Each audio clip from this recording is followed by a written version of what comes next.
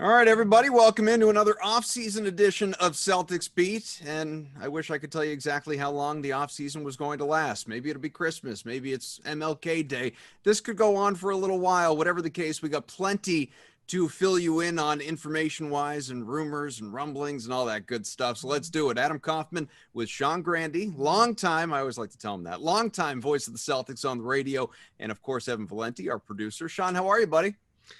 Every time my heart springs when I hear longtime voice, because I know what it means. I know what all of you are saying. I know what it's all about. Oh yeah, I used to listen to you when I was in high school or when I was I get it.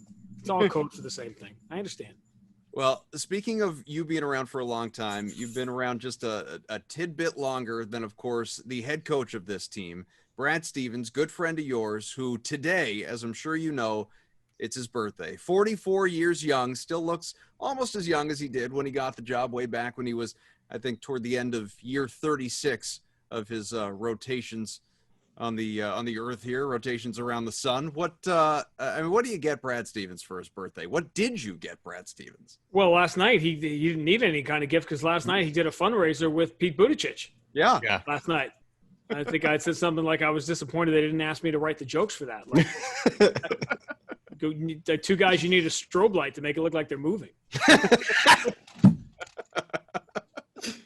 I watching the two of them. I was shocked that they actually agreed to do this thing together, just because I've never seen both in the same place at the same time, so you can't say that they're not the same person. Remember last Halloween, right? He dressed as Pete Buttigieg and gave out candy. That's amazing. Vice versa too. Pete went as Brad. Just threw on a Celtics hat basically. I mean, so you can't really dress up when you're the two of them. But I mean, can you believe it's been this long already? He's getting ready for his 8th season in Boston. In some ways, it sort of feels like he just got here. In other ways, especially when you look at Doc's tenure in LA and now that he's off to Philadelphia, it feels like an eternity.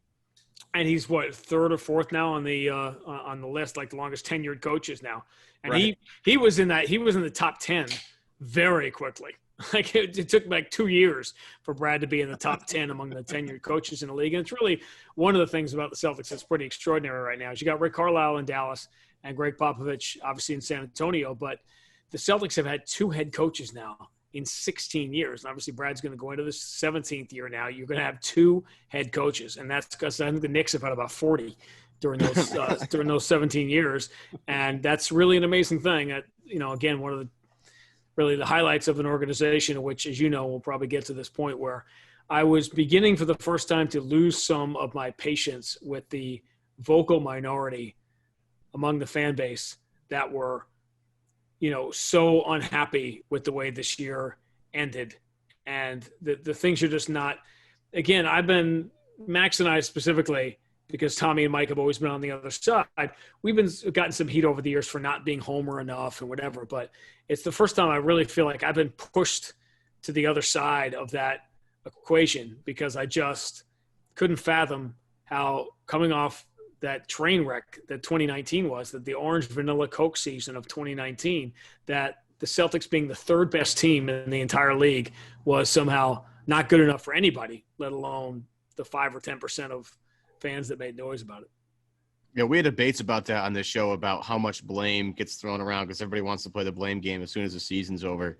And, I always since I started listening to Michael Lombardi, I've started to sort of evaluate things differently when it comes to evaluating team performance.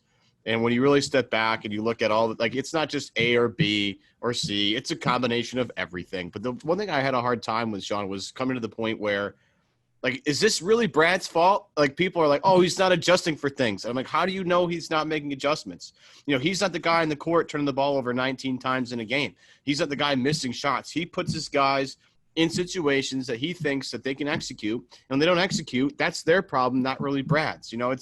I had a hard time understanding where people came from in terms of this is primarily Brad's fault. And I'm like, how do you analyze that? How do you go to that conclusion? Because I could easily make the conclusion of he's not out there missing shots. He didn't put this roster together either. This is Danny trying to put guys together and give Brad a team he thinks that Brad can handle. It's not, Brad's fault that maybe they're missing a veteran here that they need or a backup point guard here that they need. It doesn't have anything to do with that. It has to do with guys on the court ultimately performing, and those guys didn't perform as well as Miami did. And give Miami a lot of credit because they overcame a whole lot to get where they were. So in the whole pantheon of blame, I, like you, Sean, found it hard to just solely blame Brad Stevens for all the Celtics problems this season. Well, here's what happened, right? Like among the many problems you have to have a strong opinion these days. So you don't get on a talk show.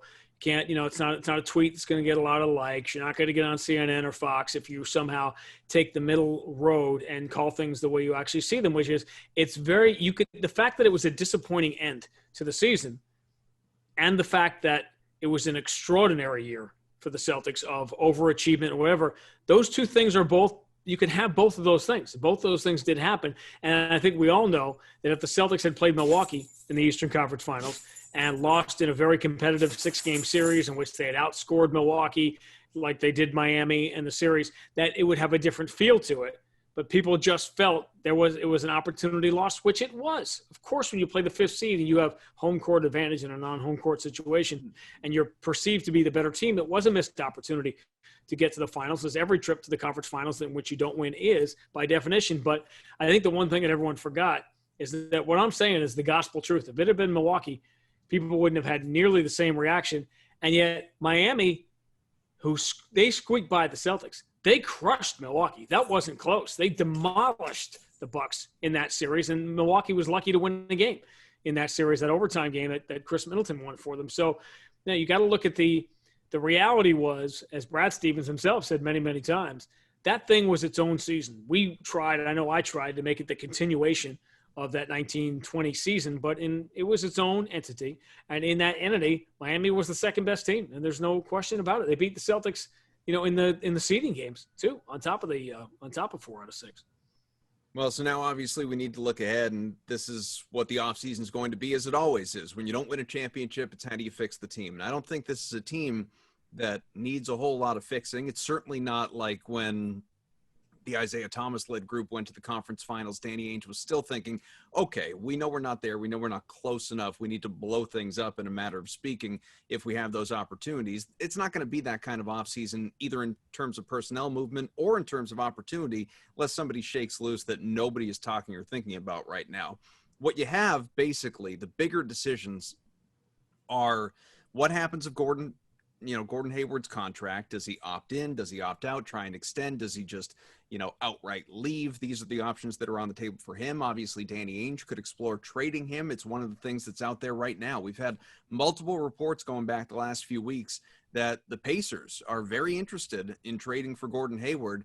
As we know, Indiana native, started Butler. Maybe it's something in terms of a homecoming that he would actually be open to. I have no idea. Does it make sense, though, when you start to hear about Miles Turner, Victor Oladipo, things like that, in terms of making a deal work? Is this the type of thing that Danny Ainge would seriously look at and would make sense? Well, Danny Ainge looks at everything. I mean, he always has, and he's certainly not going to be hesitant to pull the trigger on something big if he thinks it's going to improve the Celtics. But people, the answer to the question, the number one answer to the question is, what's the single biggest area the Celtics can improve in to make the jump, to close the gap or whatever, to take what happened this year, this amazing year, and push it even farther? The answer is health. That's the obvious answer. And, the fact that Gordon Hayward hasn't had a healthy year. He's been very, this last year, he was really, really good when he was healthy, but he wasn't healthy for a lot of the year. Kemba Walker wasn't completely healthy for a lot of the year. So I think I get why it's the number one topic, and we have a few months to fill, right, of trading all these draft picks up to move up in the draft and take somebody that we like at number 8 or number 7. That's all fun to do. I get it. But this is the danger of being an elite team, right? This is the danger of being the third best team out of 30, is that it's not easy to improve from 3, but it's pretty easy to drop back down from 3 if you make the wrong move and you make a mistake. I don't think, to me, it's hard to envision a scenario where Gordon does not opt in unless he wants to do some team friendly, type deal. I think the amalgam of all the events coming together in the offseason, trying to shuffle these things together in an unusual offseason. Where's the draft going to be? Where's free agency going to be? Things are sort of changing on the fly, as everything is. Like, for example, when we're going to ever have games again, things that change every day, is going to make this especially difficult, and to me, even riskier to make major changes when we don't have our footing as to what the salary cap is going to be going forward. How much revenue damage was done and is going to be done to the league here over this, let's call it a 2-season thing, right? Because obviously last season was affected. Clearly next season is going to be affected in terms of revenue. How's all that going to shake out, in terms of the cap and what the Celtics will even be able to do? Obviously they're going to have that mid-level exception, but, not much else to add to it. Yeah, go ahead, Adam. No, please. Well, this Gordon Hayward situation is interesting, and it's funny that you mentioned the salary cap, how it's going to change, and Ryan Bernardoni did a great thing with John Corrales the other day about how that $34.2 million number really isn't $34.2 million when you consider the salary cap's going down, and Gordon's number is directly related to the BRI and how much the players get accepted. It's a convoluted process that I don't fully understand. That's why I listen to Ryan and other guys like Ryan to explain it to me like I'm 5, because I don't. I think we define great differently. If he says he did a great thing the other day, I mean that's that's a good point. It's putting a lot on and breaking down the. Well, we are in the middle of a pandemic, so for me, it doesn't take much for things to be great. For me to change my understanding of a certain topic would be, in my opinion, somewhat great. But it does help because everybody. This is the biggest topic that anybody has is what does Gordon Hayward do? Does he take that, lock in that extension where he might lose some this year, right? Because he isn't going to get that $34.2 million, but he gives himself that long-term security. In your conversations with him and Danny and Brad, is that something they would look into, in your opinion? Would they look into maybe, bringing Gordon Hayward back as a guy past this year? Do you think they're looking that far down the road? Or are they more like a year-by-year thing with Gordon, considering his health and his history of just being snake bitten in the past with the Celtics? Well, I think you have to. And again, it's to go back to the Doc Rivers, what used to be the most famous Doc Rivers quote.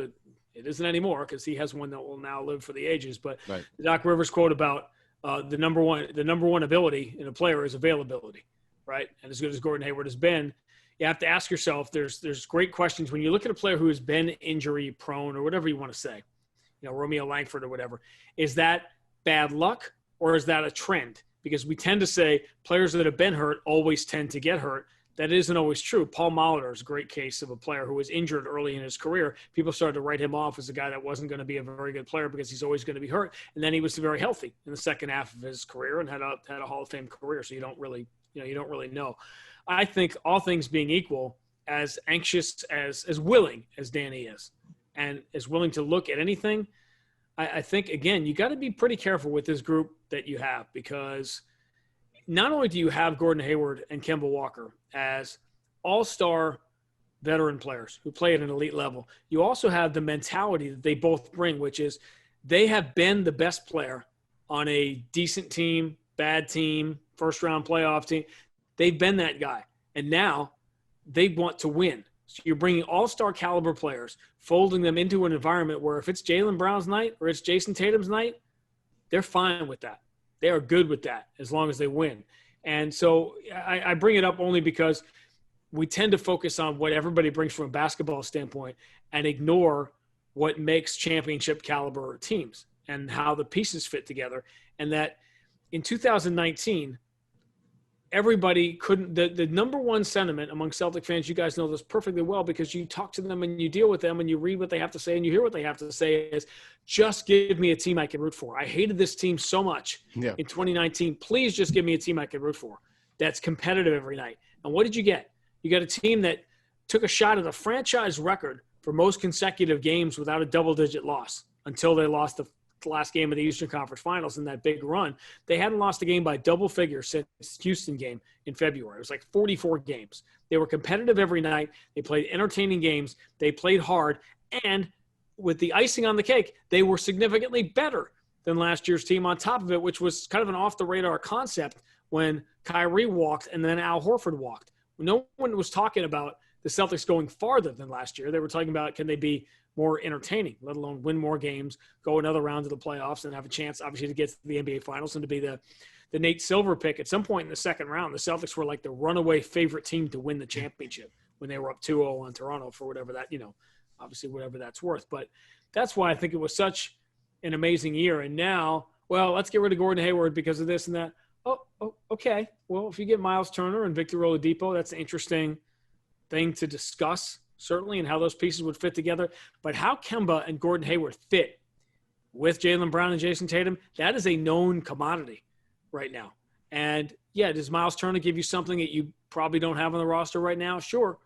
But you got to be I tend to always be more conservative and less, well, let's trade these 3 guys for these 4 guys. And, anything that by definition is blowing it up, ask yourself what you're blowing up. The 3rd best team in the NBA that is on a upward trajectory, is that what you want to blow up? Well, look, we all understand the whole reason it keeps coming back to Gordon Hayward is because he is your only flexibility. Kemba's not getting traded. Tatum's not getting traded. Brown's not getting traded. Smart's not getting traded. The only guy that has any money that you can really move in an effort to bring somebody else in who's impactful is Gordon Hayward. And then obviously people look at the, not just the salary, but the performance, the injuries, everything else, and say, okay, it makes sense. Let's go get somebody else. But like you said, the fit with the team, I think if you really watch the games, this is where, people turn to basketball snobs versus the people that are just kind of the hot take artists or casually watch. That's where, those of us, the 3 of us among so many others say, no, but if you see the fit, if you look at what he does, when he has the ball, when he doesn't have the ball, both, offensively as a playmaker, never mind what volume is, you study efficiency, you look at defensively and what a good 2-way player he is and how he impacts winning on that side of the ball and yada, yada, yada, all the stuff we could do. But again, it keeps coming back to, okay, but do you want Gordon? Do you not want Gordon? How do you improve a team that, as you said, was 3rd? How do you make a jump? How do you improve a bench? Where do you get veterans? Where do you get size? Where do you get strength? Where do you angle things out? How do you attempt to improve upon your rebounding, whatever it may be? One of the more interesting, for lack of a better word, because I'm not totally sure interesting fits in this context, but one of the reports that is out there, in addition to everyone's perceived, or at least the Pacers' perceived interest in Gordon Hayward, is Celtics are said to be, and we've heard this before, keeping an eye on what is going on with the Cavaliers' contract talks with Andre Drummond. Now, my first instinct when it comes to Andre Drummond is you run the other way. I want no part of Andre Drummond in Boston, not because I don't like the guy. He didn't kick my dog. It's just not a good defender, can't shoot, can't stretch the floor, doesn't seem to fit Brad Stevens' system, makes a whole lot of money. Yes, he improves your rebounding. Yes, he can give you some points on the inside. I just don't really like the fit. But, and I'll save this for after what you have to say, some I don't know, attempts at compelling viewpoints looking the other way as to how he does work in is, could be entertained. How do you feel, as I ramble on, how do you feel about Andre Drummond in the Celtics uniform if getting him probably means giving up Gordon Hayward, by the way, just in an effort to even make the money work? Well, I don't want to say he's not a good shooter, but if you try to kick your dog, he might miss.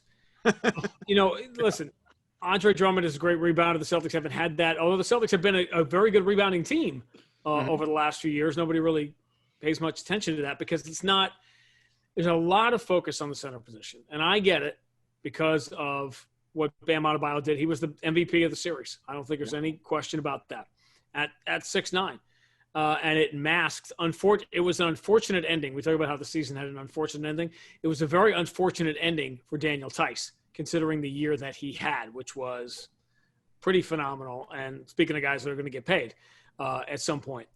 And again, it's one of those things like, are you upgrading? Is Andre Drummond an upgrade from Daniel Tice? Well, that really depends on how close you watch the NBA now, because this isn't the NBA of 5 years ago or 10 years ago or 20 years ago. Is Andre Drummond going to give you the defense that Daniel Tice gave you this year, and not just against other bigs, right? That's the old school basketball mentality. But now Daniel Tice is guarding point guards in pick and rolls and things like that. Think about what the NBA game is now. That's how you have to situate your roster. And unfortunately, there are players, and Drummond is sort of one of them, who, like Jahlil Okafor. Man, that dude just came into the league at the wrong time. He came into the league at the wrong time. This sort of happened to, Rondo has had this fascinating career arc where the game changed around him, and suddenly a guy that couldn't shoot it was tough to get on the floor. And he found a way. That's what makes, Rondo special, is that he found a way to sort of stay in the league and work around that. But the game sometimes can change, around you. Devin Harris was going to be one of the top point guards in the league when he first came in. He was had this great year. I think he made the All-Star team one year with the net, and then the league just sort of changed around him, and different guys came in at that position. Andre Drummond now is really more of he's a change of pace role, like Serge Ibaka with Toronto, sort of a change of pace role player, except he can't, obviously he's not going to shoot. You have to be able to shoot now. It's just invaluable with the way the game has played. And that three-point line, by the way, people say, what's coming next? There's going to be an adjustment where, all right, everything's a three-point line now, so eventually it's going to come back. No. You know what's going to happen? Trae Young, Damian Lillard, that's where the game is going. It's like, forget that 5 feet behind the three-point line is where the NBA game, that's the next trend. The floor, the only way to extend the floor now is that way, offensively, to make bigs come even farther out to where you can get guys now in high school and college are going to be able to start shooting that shot because they see Trae Young and Damian Lillard do it. And they know that's going to be a part of their ticket to get to the NBA. The guys that can make the 30-foot shots are going to be making $10 million a year, whatever the equivalent of that is, in 5 or 10 years. So that's what would make me nervous about Andre Drummond. He could win you some games. In the course of an 82-game season, Andre Drummond's going to give you some games, but he's just as likely to be a player that you get into a playoff series. And you know what? Like Cantor, who had, Cantor had a very good year and was very effective in spots, but there were certain times he wasn't going to play in the playoffs because of the matchup you get. And I think Andre Drummond, are you going to pay $25, $30 million a year for a guy who might not see the floor in a specific playoff series because of the matchup? So a buddy of mine who comes on the show from time to time just to poke in and give us some stats and things like that. This isn't a stats analysis, but was sending me a slew of texts this morning about this Andre Drummond thing. And I'm going to tell you just some of what he wrote to me, saying that it's not his favorite thing to do with the Hayward contract. Not terrible either. This obviously trading for Drummond. He's an incredibly flawed player. Still young, has all the skills you'd want from that position. Time Lord's not ready. Tice's a 20-minute per game guy. Drummond's best year was when Stan Van Gundy kind of let him play the way Miami used Bam last year. He's got some skills as a passer, a hand-off guy. Defense obviously is a problem, but maybe Brad can get something out of him. I like the idea of him on an expiring contract. And I think adding on to that as much as anything, especially if you were to deal Hayward for him, helps get you under the salary tax. Do you think that is a priority for Wyc Grousbeck right now in terms of attempting to build out this team and take it to the next level? I think only in terms of flexibility, not in terms of, of finances or not being willing to pay the tax. I think when you're at this level now and you're competing for championships, I don't think that, that's as much of a factor as it would be in other years. Listen, Drummond is an interesting player. Again, I just go back to what I said about can you have a role player? He'd be a very good role player, but the NBA is sort of making him into one right now. And that's you have to think what Danny did, drafting Jason Tatum and Jaylen Brown or whatever, that was thinking forward. What is the NBA going to be in the next 3 to 5 years and not drafting backwards? It's like you have to evolve so you get players and contracts you can control that fit the game. And now this is a wing game with defending multiple positions. And who fits that? All things being equal, who fits the NBA game now better, Gordon Hayward or Andre Drummond? I mean, there was a time the answer to that question would have been Andre Drummond, but that time is certainly not right now. Full agreement on that. I mean, I think there's been sort of an overcorrection, so to speak, to the Lakers. Because the Lakers had all this size, right? They have all the size in the world, and they have they have Anthony Davis, and they have JaVale McGee, and they have Dwight Howard, right? And everybody needs to now think about going through the Lakers and how you're going to match up with that size. And I sit here and say, all right, you could think that way, right? But the Lakers are going to be different next year, right? They're going to have a different look. They're not going to be the same team, right?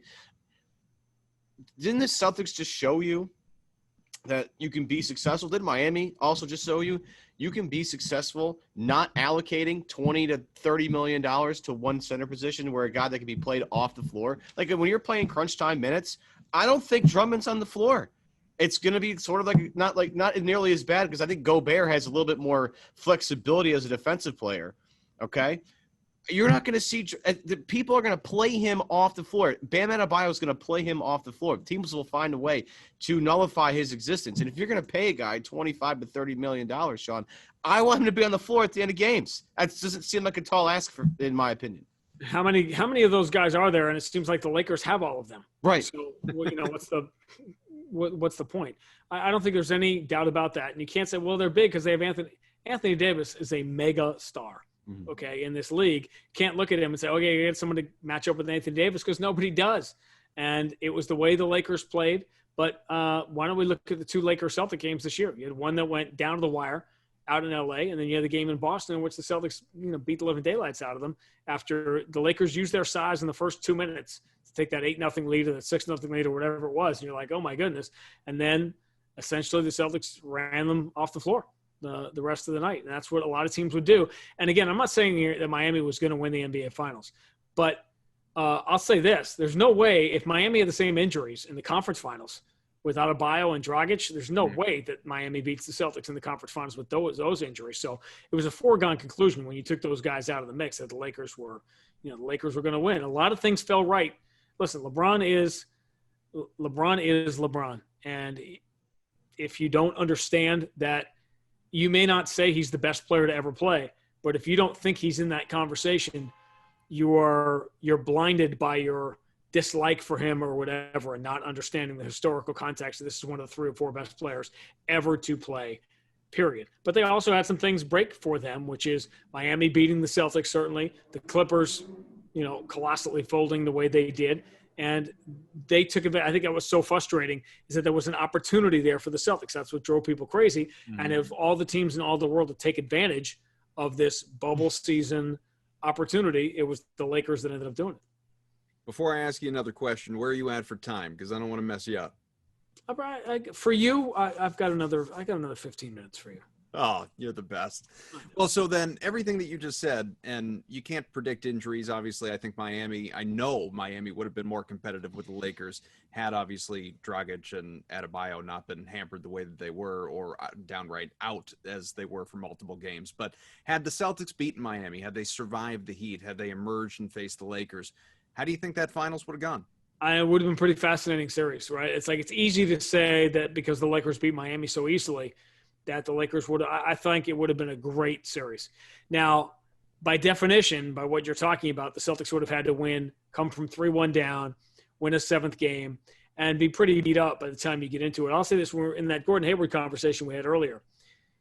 If Gordon Hayward doesn't get hurt, the Celtics go to the finals, and here's why. Because the Toronto series is not a 7-game series. If Gordon Hayward is in it, Toronto does not win 3 games in that series. And the Celtics, by definition, are not starting behind the 8 ball as they did against Miami, and I'm sure they don't fall down 3-1 if they hadn't gone 7 games with Toronto right before that. So there's a lot of, history once you start pulling threads on it. And, as I've done many times, the best example of that, once you start pulling threads on history, the Celtics draft Robert Swift instead of Al Jefferson, and there's no Kevin Garnett and whatever. So it's a dangerous rabbit hole to climb down. But obviously I think it would have been a very competitive series. And to think that even in a pandemic, with the entire world turned upside down, the Celtics and Lakers still would have found a way to get to the finals against each other would have been one of the great stories of this fascinating sports world that we're in right now. Yeah. Agreed. I want to mention very quickly, football obviously is back, and you might not be at a game this year. Many people are, an increasing number across the country. You can still be in on the action regardless at Bet Online, NFL futures. You got the Chiefs, the defending champs, at plus 375 to repeat and win another Super Bowl. Lamar Jackson's Ravens at plus 600. The Seahawks plus 700. Tom Brady's Buccaneers, who continue to play well, plus 1,000. Packers and Aaron Rodgers as he continues this Bleep You tour, plus 1,200. The Patriots, this number gets better every week, which may just be an indication that the team is getting worse every week. You can look at that however you want. But remember, they haven't been healthy. They haven't been practicing. Things may change pretty soon. Plus 4,000 odds to win the Super Bowl if you want to lay a little coin on that coming out of the AFC and maybe make some noise. BetOnline is going the extra mile to make sure you can get in on everything imaginable this season, from game spreads and totals to, of course, team, player, and coaching props. BetOnline gives you more options to wager than any other place online. You can get in on their season opening bonuses today. Start off wagering to win division championship futures today as well. All available to you, and soon enough it will be for the NBA as well. So head to BetOnline today and take advantage of all the great sign-up bonuses available to you. BetOnline, your online sportsbook experts. So as we are here with the Celtics radio voice, Sean Grande, I want to also get into this a little bit. I'm sure you've at least thought about it. Maybe you're looking forward to checking it out yourself, but you've certainly seen the news. For anyone that doesn't know, because you have, as we joke, been in Boston so long, before Boston, Minnesota. And of course, you were calling Timberwolves games back when Kevin Garnett was there the first time and long before he was in Boston. KG announced on Twitter just the other day that he is coming out with a book, KG A to Z, which is described by him as an uncensored encyclopedia of my life, basketball, and everything in between. I think my first and most basic question to you is this going to be the best book ever written? Well, I would start by saying that Kevin Garnett Uncensored is redundant. In and of itself, I'd never, as I told him, I saw him at the night before the Kobe thing. Obviously, KG was at the game. I told him, and we talked for a little bit, and I talked about his number retirement in Boston, which I think we've discussed that concept before. That I just can't fathom that there are people that don't think that his number should go up. That boggles my mind. But I complimented him on his performance in the Adam Sandler movie, because I said that must have been incredible. That I'd never heard him speak as many sentences without swearing. So I was like, that was an extraordinary acting. He was good. He was good in Uncut Gems. I loved it. I loved it. I'm certainly excited to read it. You never know with these books, right? Like, you never know who gets in the middle of it and how they're organized and how they're structured. So you don't want to build up expectations, but I think he was my favorite player before I went in the league. And then I got to spend 3 years with him in Minnesota, and obviously 6 years with him here at remarkable times in his career. There is no one like him personally. And I think professionally, he's sort of destined to, while everyone knows what a great player he is and a Hall of Fame player, I don't think his true greatness and his rank all time, people truly appreciate where he fits among the best of the best to ever play. And I've said this many times. I don't think if you're making the top 12, right, you're making a team. Give me the 12 guys that are the best NBA players ever. KG's probably not on that team, but he's getting a long look at one of those last spots. And by definition, because he was probably the greatest role player ever to play, he almost belongs on that, on that team. Well, hell, didn't Max say he was the greatest Celtic of all time? Yeah, and he, that's one of those things like that. That's in the argument of where do you put the Dominique? Where's Dominique on that list, right? Sure. Yeah, exactly. 1 year here, and he was one of the greatest players ever. And how do you mix all that together? But Kevin Garnett, again, it's the number retirement argument, which I simply, you guys know me well enough to know I will discuss anything. I'm fascinated in people's opinions, and there's always layers to everything. That's one conversation I'm not interested in hearing anybody that thinks that he shouldn't have his number up here because he only played six. There's no discussion to have. If Kevin Garnett's number doesn't belong in the rafters, there's about 8 of them, including my partners, that need to come down.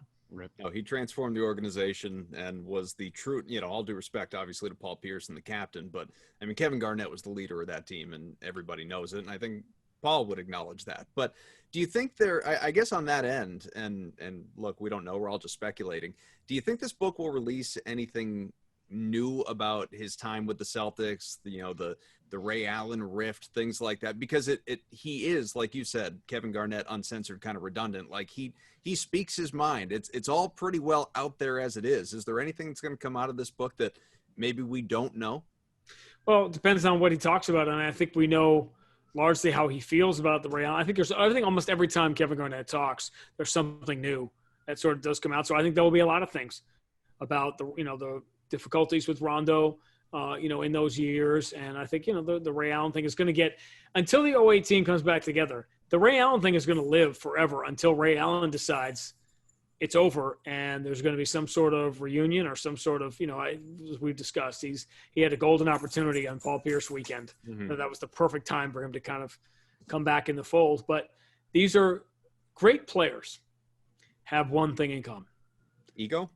They are stubborn as hell. Yep. Okay. That's what makes them great players, because they refuse to lose. Okay. And Ray Allen believes that he didn't do that. What he did was the right path or whatever. He believes that Paul Pierce and Kevin Garnett, that they sort of turned their back on him, that he had the right to leave, whatever it was. And Kevin Garnett believes, what he believes. So that's going to take a very strong guy Like, you're talking about Doc Rivers, one of the great peacemakers of all time, and he hasn't been able to make that thing work yet. So, I mean, as you know, we passed a couple of years ago, we passed the 10th anniversary. I'll tell you guys this. There were plans in place. There were reunion plans and dinner stuff, but wasn't going to happen because these guys aren't ready yet to put that behind him. And you see all the big babies and the Tony Allens and the, whatever, who are they're all into it, right? But it's not going to happen until those guys decide that it is behind them. And you just have to understand the Kevin Garnett mentality of team, that was the ultimate betrayal to leave and go for – well, you and I have had this conversation, how it was always fascinating to me that, like, Al did the exact same thing. Al left and went to the rival and the team that was sort of favored to win this year in Philadelphia, and everybody cheered Al when he came back, whereas Ray got – hypocrites. This is the power of Kevin Garnett, right? When Ray came back, he got killed that day. Yeah. He was booed out of the building that day, and that was fans taking their cue from Kevin Garnett and Paul Pierce and whatever.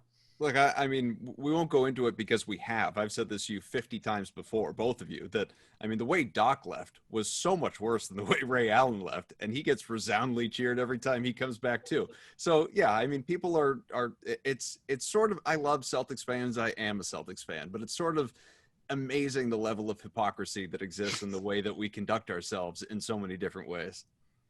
But that's the fun of being a fan, right? Short for fanatic, right? Yeah. And again, it wasn't losing. It was disappointing. It was disappointing to lose to Miami in the Eastern Conference Finals. I just thought some of the extreme stuff really there wasn't enough appreciation at a time in all of our lives where I think we need to be a little more appreciative of everything. And I tried many times during the playoff run in the middle of a great sequence to try and step out of it to say, by the way, this is a miracle what's happening right now. Mm-hmm. In early July, we were saying, well, what's going to happen when LeBron tests positive and he has to sit out, or somebody has Jason Tatum has a fever, so they won't let him play. The idea that the NBA could play a 3-game preseason, 8 seeding games to finish the regular season, and a full 2-month playoff without a single positive test was not even in any of our minds to have a discussion about, because it was not possible.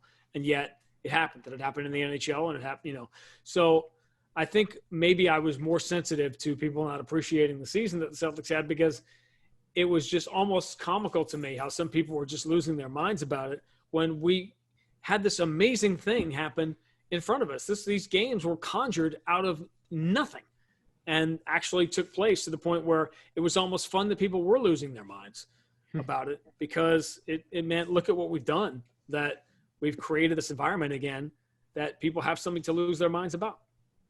It was great. We don't want to keep you, pardon me, longer than you've got. So we appreciate you being here with us. Always good friend of the show, obviously, but we always appreciate, trips down memory lane and, stories and insights and everything else. So I know we'll have you back before the season rolls around, whenever exactly that is. Do you have any insight before you go on that, by the way, or are you just following the reports like us? Well, I think there are times, I'll tell you guys this. There are times you may ask me a question like that about some inside Celtics thing that I may actually really have some insight that I can't share for whatever reason, because there's things I know. But I can assure you, when it comes to the coronavirus and testing and the science and whatever, none of us have any earthly idea. I think clearly the December thing was never going to happen. Christmas didn't make sense in the environment that we're in anyway.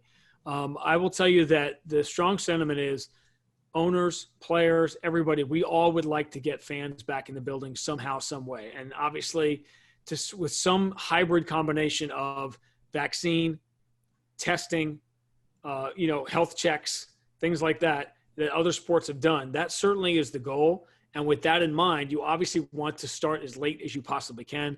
And given the fact that, as I said, it's sort of gained traction, but I really felt as early as August that if you're going to have a holiday that belongs to the NBA, it's not Christmas, it's Martin Luther King Day. So that to me seems like the best target for opening day that checks the most boxes for where we are right now. I'll tell you though, absent fans, absent media, people like yourself comfortably being in the building and just all of this that we're going through not being a thing, I love the bubble. I thought the bubble was the purest basketball playoffs maybe we've ever seen. I would do it like that every single year if not for the fact that people couldn't be there witnessing it. It was unbelievable. Well, I think what we learned is we spend all this time saying, well, this guy can't play tomorrow because he played 34 minutes instead of 33, which I never I lose my mind at that nonsense. It's like pitch counts. Well, he threw 90 pitches. So if he throws 91, his arm's going to fall off. Like that stuff drives me insane. I think we're learning a lot about travel as it breaks us all down, especially the people that have to play. The fact that the quality of the play was so high, and the fact that nobody had to travel was not a coincidence. Sean, we'll let you jump out. We're going to keep yapping here for a few more minutes, but always appreciate the time, sir.